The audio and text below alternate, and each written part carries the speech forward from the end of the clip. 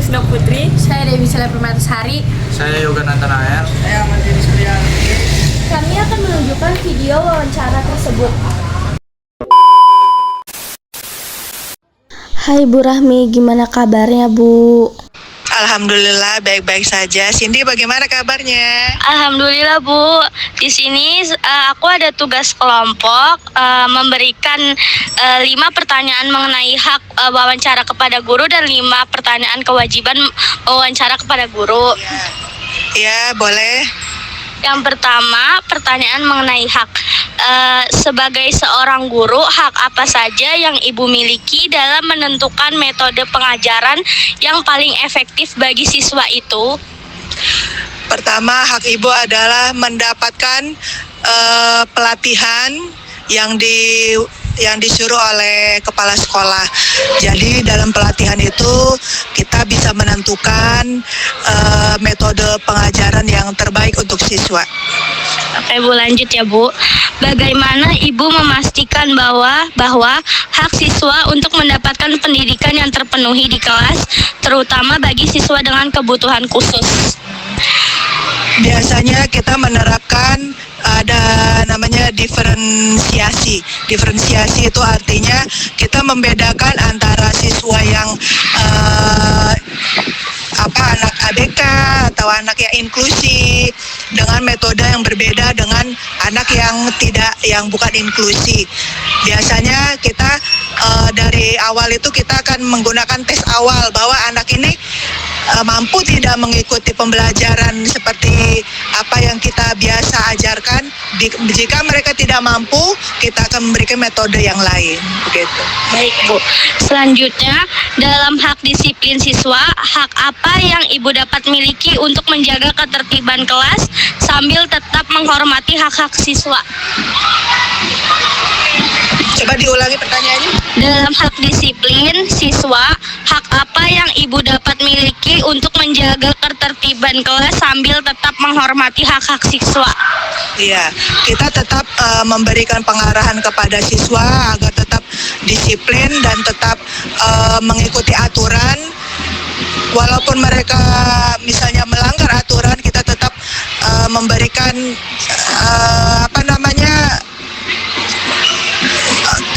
tugas yang sesuai dengan apa yang mereka lakukan. Misalnya mereka melakukan pelanggaran, kita tetap memberikan, kita tidak boleh melakukan teguran secara fisik, tapi tetap memberikan teguran secara lisan dengan menasehati mereka agar mereka bisa berubah. Bagaimana Ibu memperjuangkan dan melindungi hak anak untuk memberikan penilaian yang objektif dan adil kepada siswa tanpa adanya tekanan atau perselisihan yang semestinya? Ya, kita sebagai guru tidak boleh diskriminatif terhadap siswa dan kita akan menyesuaikan penilaian. Misalnya terkhususnya dengan anak inklusi, kita akan membedakan penilaian terhadap anak inklusi sesuai dengan kemampuan mereka. Misalnya mereka kurang mampu memahami pertanyaan dari guru yang diberikan oleh anak-anak yang biasa, jadi kita memberikan mereka pertanyaan yang sesuai kemampuan mereka yang kita telah laksanakan di awal seperti tes diagnostik. Hak apa yang Ibu miliki untuk mendapatkan dukungan dan sumber daya yang memadai dari sekolah dalam melaksanakan tugas Ibu sebagai seorang guru? Ya. Biasanya kita guru akan berkoordinasi atau bekerja sama dengan guru yang lain, meminta saran dan saran-saran kepada guru yang lain. Selain itu juga kita bekerja sama dengan kepala sekolah, kira-kira fasilitas apa yang kita perlukan, dan kepala sekolah selalu bersedia memberikan fasilitas itu kepada guru. Oke Bu, terima kasih. Itu pertanyaan hak mewawancarai seorang guru. Selanjutnya ada 5 pertanyaan kewajiban mewawancarai guru. Yang pertama, bagaimana Ibu mempersiapkan materi pembelajaran dan bagaimana cara Ibu menyesuaikan untuk siswa dengan gaya belajar yang berbeda di dalam satu kelas? Pertama, biasanya kita membuat modul ajar ya, dengan cara yaitu kita memberikan modul ajar tersebut terhadap siswa-siswa yang berbeda, misalnya dengan anak inklusi, jadi kita akan membedakan modul ajar tersebut. Biasanya dengan tes awal atau tes diagnosis tersebut, jadi kita bisa membuat modul ajar itu sesuai dengan siswa masing-masing. Selanjutnya, bagaimana pendekatan ibu dalam menangani siswa yang berperilaku buruk atau mengganggu di kelas? Berikan contoh pengalaman nyata yang pernah ibu hadapi. Biasanya siswa-siswa tersebut adalah siswa yang bermasalah dengan keluarga biasanya. Ya, ibu itu sering menangani siswa ada kelas 1 sampai kelas 6. Misal ada siswa yang orang tuanya sering bertengkar atau yang berpisah, biasanya akan berpengaruh ke perilaku mereka kan. Terus ya yang pertama yaitu menasehati mereka, jika mereka belum berubah juga kita panggil orang tuanya, terus orang tuanya kita berikan nasihat, kita pertemukan anak dan orang tuanya dengan cara yaitu masalah apa yang terdapat di rumah sehingga anak tersebut membawanya ke sekolah, sehingga alhamdulillah sampai saat ini ya 90% masalah tersebut terselesaikan. Bagaimana ibu mengukur dan mengevaluasi perkembangan belajar siswa? Jelaskan metode penilaian yang ibu gunakan dan bagaimana ibu memberikan umpan balik yang konstruktif. Ya, biasanya kita berikan tes lisan, tes tertulis, bisa juga wawancara. Lalu kita setelah memberikan evaluasi tersebut, jika anak tersebut ada kekurangan, kita mengadakan remedial seperti itu.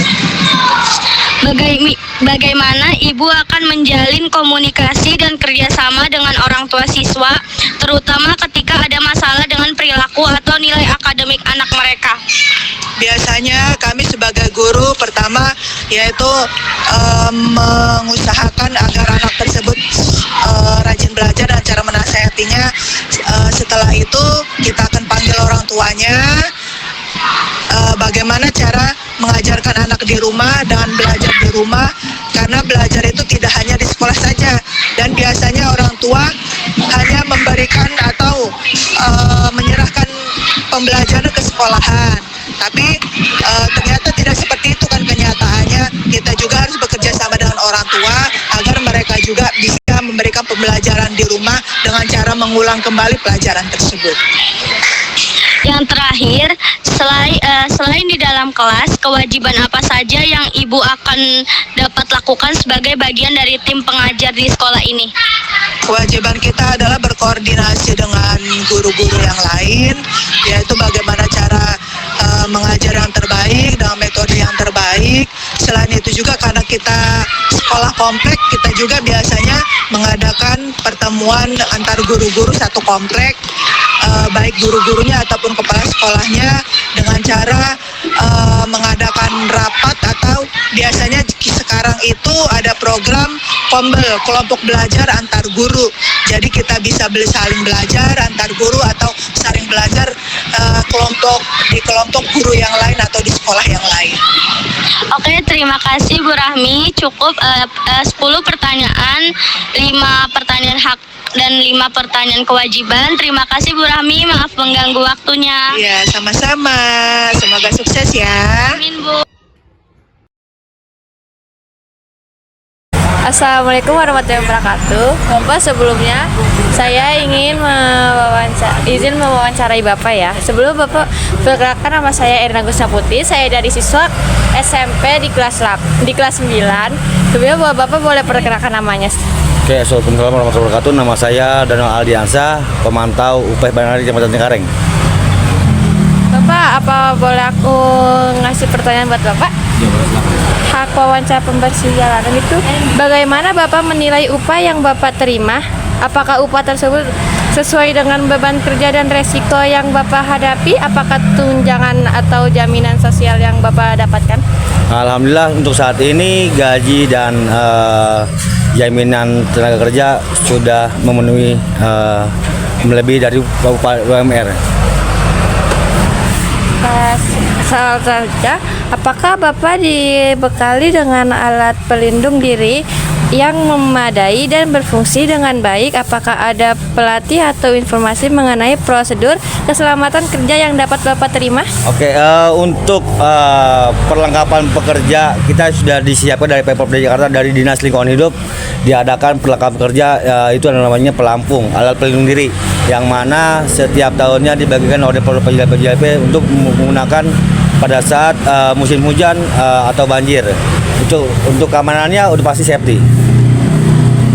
Apakah jam kerja Bapak sesuai dengan peraturan yang berlaku apakah Bapak mendapatkan waktu istirahat dan libur yang cukup? Bagaimana dengan jam kerja lembur? Untuk jam kerja kita dari jam 8 pagi sampai jam 4 sore, untuk jam istirahat jam 12 seperti 1 jam jam istirahatnya. Apakah Bapak merasa pekerjaan Bapak dihargai oleh masyarakat dan atasan? Apakah Bapak pernah mengalami perlakuan yang tidak pantas? Alhamdulillah untuk saat ini warga Jakarta dan warga khususnya di UPS Bandara Cengkareng sangat antusias, sangat support untuk pasukan oranye yang ada di Cengkareng. Terakhir, jika terjadi masalah atau pelanggaran terhadap hak Bapak di tempat kerja, apakah Bapak tahu kemana harus mengadu dan apakah ada perlindungan hukum yang disediakan? Oke, untuk saat ini untuk pelanggaran itu sudah akan tindak di pihak Dinas Lingkungan Hidup. Kalau itu sanksinya jelas, ada di aturan, ada surat kontrak kerja di Dinas Lingkungan Hidup. Bapak, apakah aku boleh nanya kewajiban wawancara ini?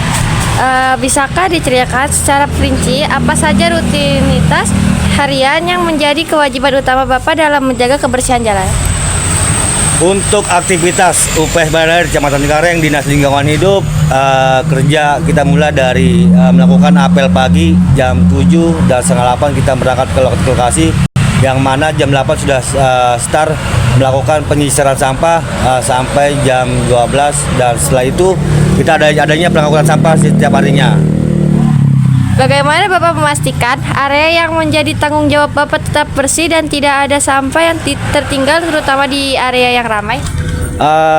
Pada intinya kita selama mengingatkan kepada masyarakat atau warga sekitar, setiap hari kita bersosialisasi kepada masyarakat bahwasannya harus menjaga lingkungan, sama-sama menjaga lingkungan, harus peduli terhadap lingkungannya, sama-sama menjaga lingkungannya tetap selalu steril dan bersih. Yang utama kita mengingatkan kepada masyarakat bahwasannya ketika dia membuang sampah harus memilah sampah dari sumbernya. Terkait jam kerja kadang tidak menentu atau di luar jam biasa, bagaimana cara Bapak mengelola kewajiban tersebut?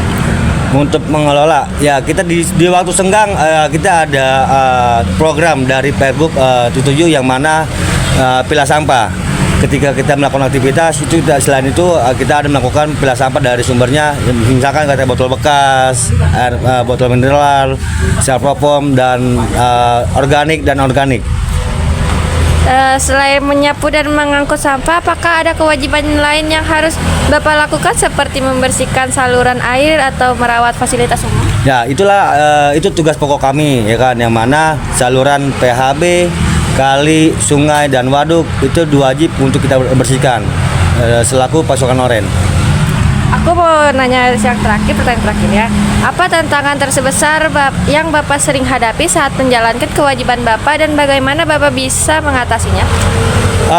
Tantangan terbesar adalah untuk penyediaan air adalah pada saat musim penghujan, yang mana di bulan November Desember itu musim penghujan. Mengatasinya kita membuat tim satgas yang ada di wilayah Cengkareng, sekitar 30 orang itu melakukan sterilisasi atau mengantisipasi sampah di saluran. Ya. Bapak terima kasih ya udah mau menjawab pertanyaan-pertanyaan dari aku. Assalamualaikum warahmatullahi wabarakatuh. Nama saya Yoga Nathanael, siswa pelajar dari kelas 9 SMP IP Yakin. Di sini saya akan mewawancarai Ibu RT 5 hak dan 5 kewajiban. Ibu sebelumnya boleh memperkenalkan diri.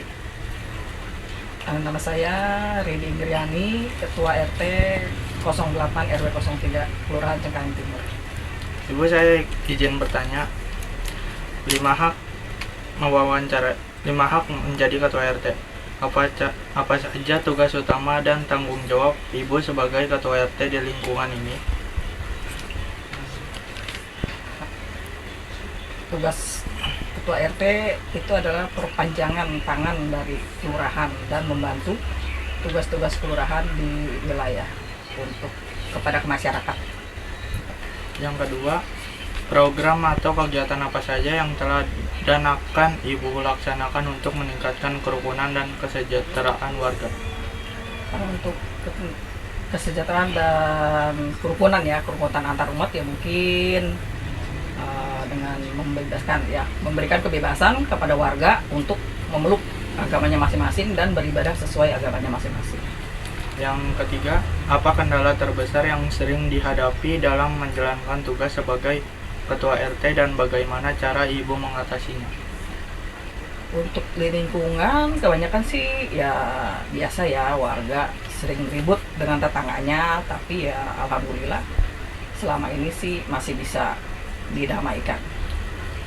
Yang keempat, bagaimana Ibu menjalani komunikasi dan menyelesaikan permasalahan yang timbul dan di antara warga? Kalau saya lebih menyelami dari berbicara dari hati ke hati dan mencari bagaimana solusinya. Yang kelima, apa harapan Ibu untuk kemajuan lingkungan RT ini ke depannya dan peran apa yang Ibu inginkan dari warga untuk mewujudkannya? Saya ingin lingkungan saya ini aman, damai, dan tentram untuk semua warga saya, dan saya mengajak warga saya untuk turut serta berperan dalam menjalaninya. Saya akan menanya 5 kewajiban sebagai ketua RT. Apa saja program kerja atau kegiatan yang Ibu jalankan untuk meningkatkan kualitas lingkungan di RT ini? Kalau untuk RT ya lebih banyak kepada kerja bakti lingkungan, terus ketentraman di wilayah dan keamanannya. Jadi saya mengajak warga untuk mari kita sama-sama menjaga ketentraman, kebersihan, dan keamanan di wilayah. Yang kedua, bagaimana cara Ibu dalam menjaga ketertiban dan menyelesaikan konflik yang mungkin timbul di antara warga? Itu seperti yang tadi, jadi kalau ada terjadi konflik, biasanya saya memanggil 2 orang tersebut yang terlibat konflik dan saya akan mencari jalan keluarnya dari hati ke hati.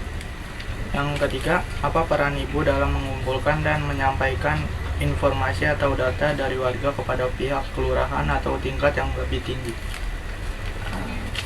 Biasanya sih kalau itu kita rapat, dan di rapat itu biasanya kita siapa yang mau mengasih pendapat atau memberikan pendapat, biasanya seperti itu. Yang keempat, bagaimana Ibu melibatkan warga secara langsung dalam kegiatan RT seperti kegiatan pembangunan atau menjaga kebersihan? Kalau untuk kebersihan atau pembangunan ya biasanya kerja bakti, pasti door to door akan saya beritahu ke warga.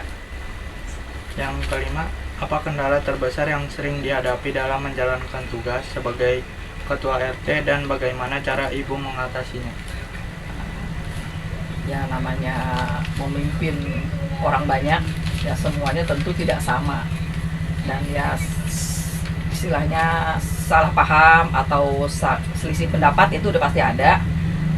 Tapi ya saya akan selalu mencari solusi yang terbaik dengan musyawarah untuk mufakat. Sekian dari wawancara saya kepada Ketua RT. Terima kasih.